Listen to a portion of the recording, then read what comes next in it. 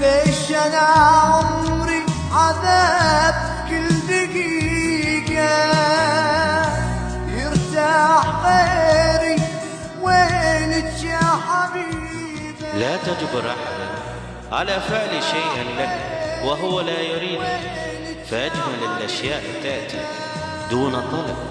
ولا تقهر أحدا كي تسعد نفسك، ولا تظلم نفسك لتبرر أخطائك. حاول دائما أن تبني سعادتك بعيدا عن أذى الناس. أنا ناديت أشوف أطباعك غريبة، كل ما قلت إني مليت أحس إنتي لي جريبة.